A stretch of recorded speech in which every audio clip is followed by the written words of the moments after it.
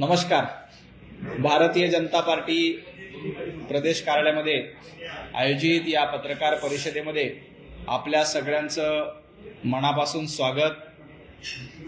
आज सकाळी सकाळी काही स्वयंघोषित बड्या नेत्यांनी एक पीपीटी दाखवत, पॉवर पॉइंट प्रेझेंटेशन दाखवत, भलं मोठं पीपीटी दाखवत आम्हीच कसे बडे आहोत आणि आम्हीच कसे खरे आहोत असं सांगण्याचा खोटा प्रयत्न केलाय.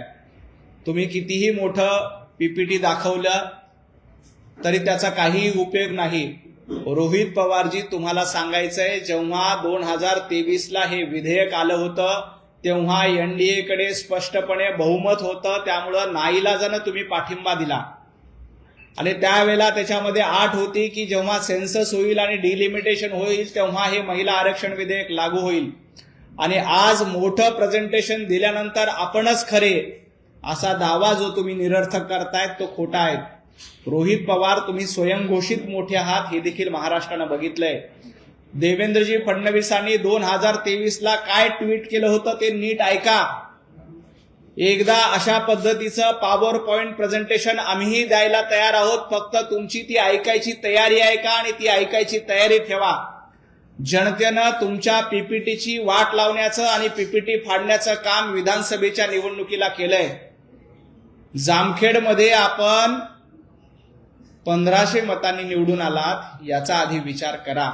आणि असं भलं मोठं पॉवर पॉइंट प्रेझेंटेशन दाखवण्याच्या ऐवजी वास्तव काय आहे ते बघा. महिला आरक्षणाच्या विरोधामध्ये शरद पवार साहेबांच्या पक्षाने भूमिका घेतली, सुप्रियाताई सुळेंच्या पक्षाने भूमिका घेतली. त्याबद्दल तुम्ही काय उत्तर देणार आहात? त्या भूमिकेबद्दल एक पीपीटी महाराष्ट्राला दाखवणार आहात का? आणि दाखवणार नसाल तर आम्ही देखील एक पीपीटी दाखवायची तयारी आहे, तुमची ती ऐकायची तयारी आहे का? रोहित पवारजी, ज्या पद्धतीनं लोकसभेमध्ये तुमच्या पक्षाने काँग्रेसच्या नादी लागून काँग्रेसच्या सांगण्यावरून नारी शक्तीचा अपमान केला, महिला विधेयकाचा अपमान केला आणि हे विधेयक पारित होऊ दिलं नाही, त्याचं उत्तर आधी रोहित पवारांनी दिलं पाहिजे. रोहित पवारांनी जर का त्याचं उत्तर दिलं नाही तर महाराष्ट्रातल्या लाडक्या बहिणी, महाराष्ट्रातली नारी शक्ती पुन्हा एकदा रोहित पवार यांच्या पक्षाला आणि रोहित पवारांना त्यांची जागा दाखवून दिल्याशिवाय राहणार नाही. तुम्ही भलं मोठं पॉवर पॉइंट प्रेझेंटेशन दिलं म्हणून सगळंच खरं होतं असं नाही. सातत्यानं खोटं बोलायचं हा तुमचं काम सुरू झालेलं आहे आणि येणारी नारी शक्ती तुम्हाला यातून निश्चितपणे धडा शिकवेल.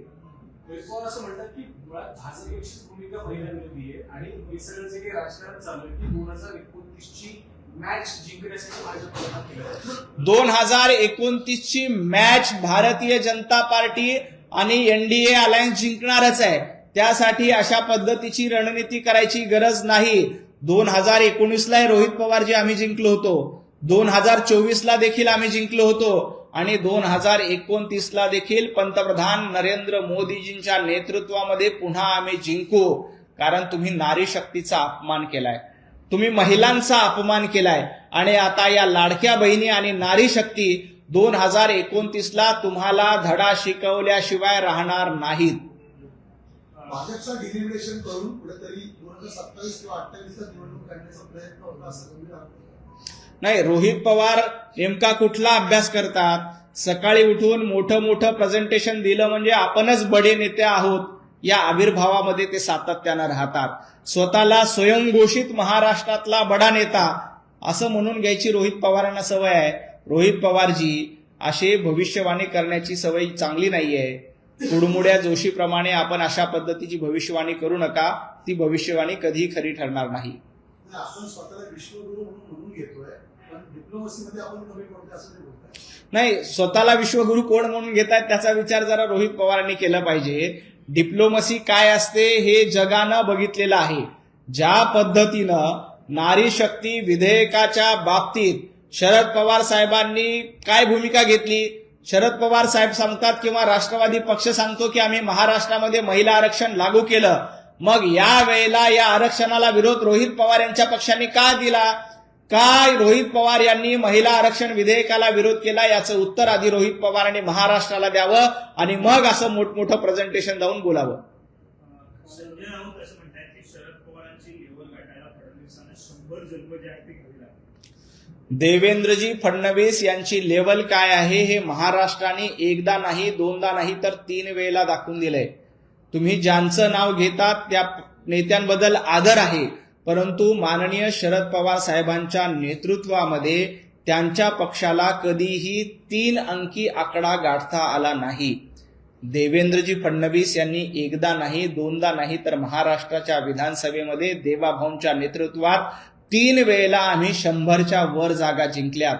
पवार साहेबांना ते कधीही शक्य झालं नाही. त्यामुळं महाराष्ट्रातल्या जनतेनं सांगितलंय की देवाभाऊचा स्तर काय आहे आणि इतरांचा स्तर काय. राहिला मुद्दा संजय राऊतांच्या स्तरचा, तर संजय राऊत कशा पद्धतीनं गटारगंगेमध्ये रोज सकाळी उठून गटारगंगेमध्ये आंघोळ करतात, त्यामुळं त्यांचा स्तर महाराष्ट्राने ओळखलेला आहे. महिला विधेयकावरून संजय राऊतांनी गंभीर आरोप केलाय. भाजपमध्ये राष्ट्रीय पातळीवर थेटपणे 2 गट पडले. एका गटाकडनं हे विधेयक मांडण्यात आलं, अमित शहाने विधेयक मांडलं, त्यांच्याकडनं समर्थनासाठी नेत्यांना फोन गेले, तर दुसऱ्या बाजूला लगेचच याला काउंटर करण्यासाठी विधेयकाला पाठिंबा देऊ नका या आशयाचे फोन भाजपच्या दुसऱ्या गटाने केले, असं संजय राऊत म्हणतात. भाजपमध्ये गटबाजी व्हायला हा उभाटा गट नाही. एका बाजूला आदित्य ठाकरेंचा गट, दुसऱ्या बाजूला उद्धवजी ठाकरेंचा गट, तिसऱ्या बाजूला प्रियंका चतुर्वेदीचा गट. ही गटबाजी संजय राऊत तुमच्या पक्षात आहेत. या गटबाजीमुळे संजय राऊत तुमच्या कॉलरला पकडण्याची हिंमत तिथे झाली.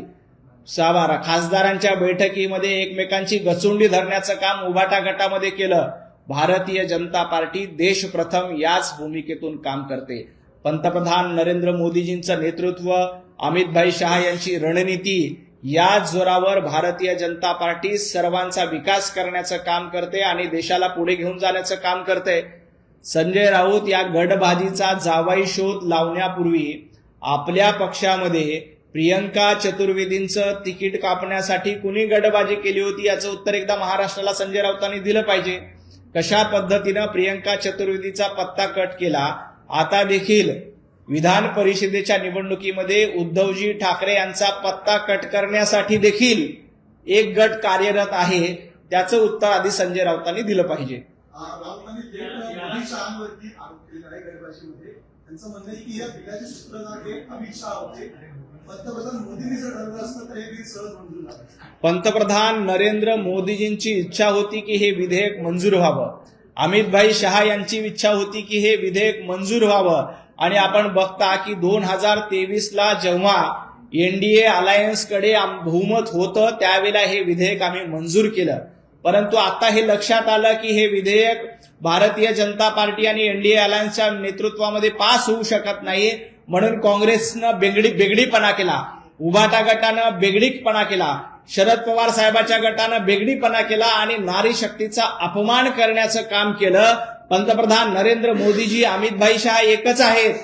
तुम्ही तुमच्या पक्षामध्ये इंडिया अलायन्समध्ये किती ठिकऱ्या उडाल्यात आणि इंडिया अलायन्समध्ये कशा पद्धतीनं गटबाजी आहे, तिघांचे 3 दिशेला तोंड आहेत, त्याकडे जरा जास्त लक्ष द्यावं. भाजपमधलेच काही गट आहेत त्यातून मोदींना हटवायचं आहे अशा पद्धतीचं संजय राऊत म्हणतात आणि त्या गटामध्ये देवेंद्र फडणवीस आहेत. हे षडयंत्र आहे ते रचलं जातं. देवाभाऊ कुठल्या गटात आहेत हे सांगण्याच्या भानगडीमध्ये संजय राऊत यांनी पडू नये. भारतीय जनता पार्टीचा एकच गट आहे, तो म्हणजे भारत माता की जय म्हणणारा प्रत्येक जण भारतीय जनता पार्टीच्या गटामध्ये आहेत. उभाटा गटामध्ये काय गट आहेत? एक म्हणतो पाकिस्तान जिंदाबाद, दुसरा म्हणतो सोनिया गांधी जिंदाबाद, तिसरा म्हणतो राहुल गांधी जिंदाबाद आणि चौथा म्हणतो प्रियंका चतुर्वेदी जिंदाबाद. हे गटबाजी उभाटा गटामध्ये आहे. त्यामुळे त्यांनी आपल्या गटबाजीकडे लक्ष घ्यावं, भारतीय जनता पार्टीकडे बघू नये. याला जोडून पुढचा प्रश्न आहे.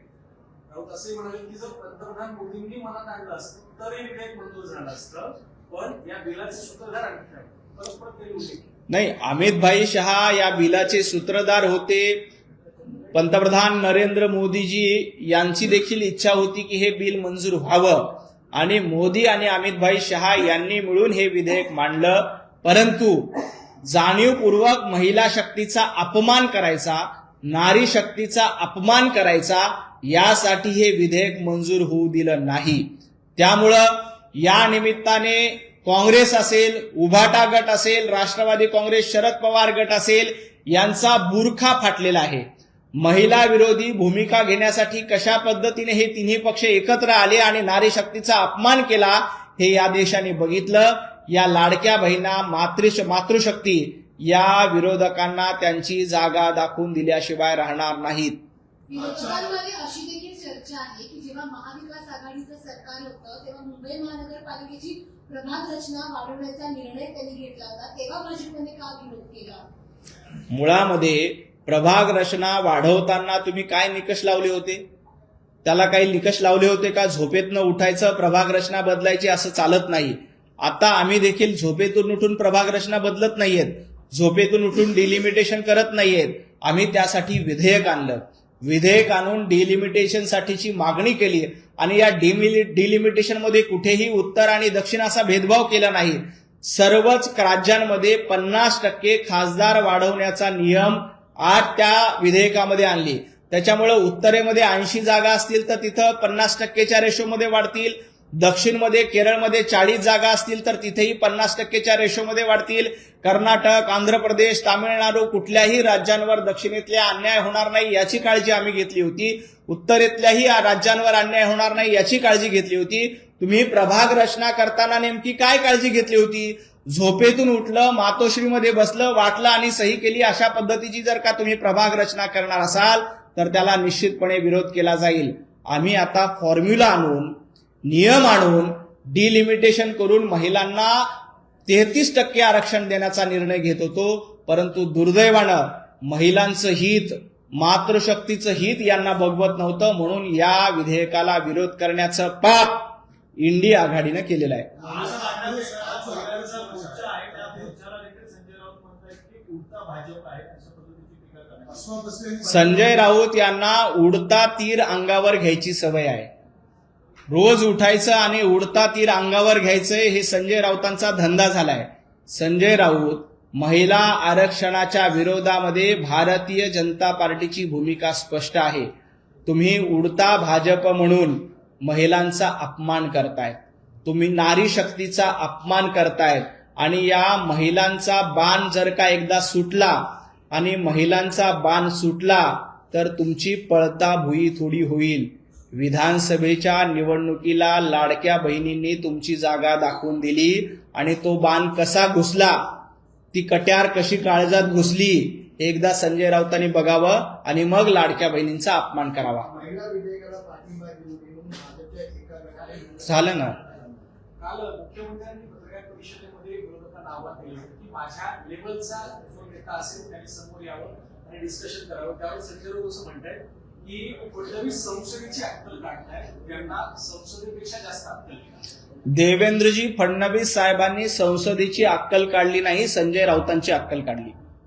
संजय राऊत देवेंद्रजी फडणवीसांनी असं सांगितलं की ज्या पद्धतीनं संसदेमध्ये हे विधेयक आलं त्या विधेयकाच्या अटी शर्ती माहीत असताना देखील एक फेक नरेटिव्ह तयार करण्याचा प्रयत्न संजय राऊतांसारख्या काही लोकांकडनं जाणीवपूर्वक केला जातोय.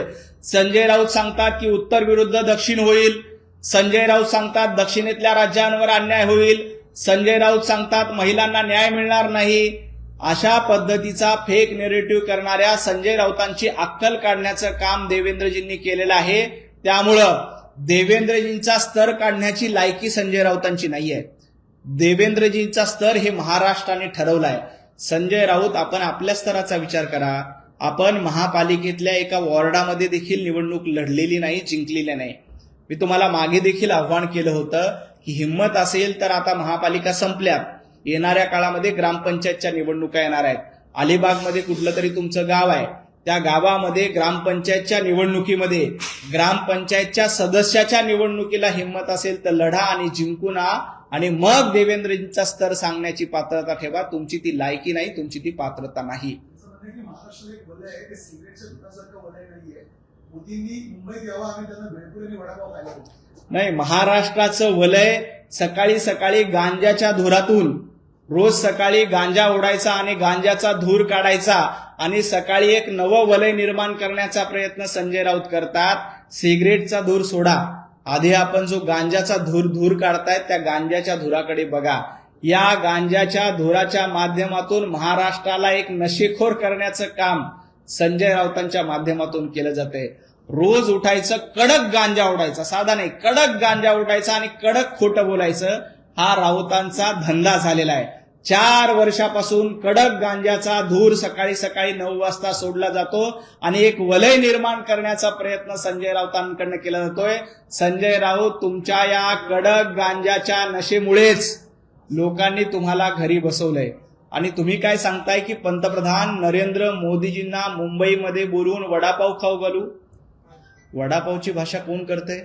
आम्ही वडापाव काढायला लागलो तर शिळे वडापाव निघतील, तेलकट वडापाव निघतील आणि हे तेलकट आणि शिळे वडापाव महाराष्ट्राच्या इतिहासात कोणाला दिले होते हे जर का संजय राऊत पुन्हा सांगायला लागलो तर तुम्हाला तोंड दाखवायला जागा राहणार नाही. तेलकट आणि शिळे वडापाव तुम्हाला काय कळलं असेल हे संजय राऊतांनी लक्षात ठेवावं.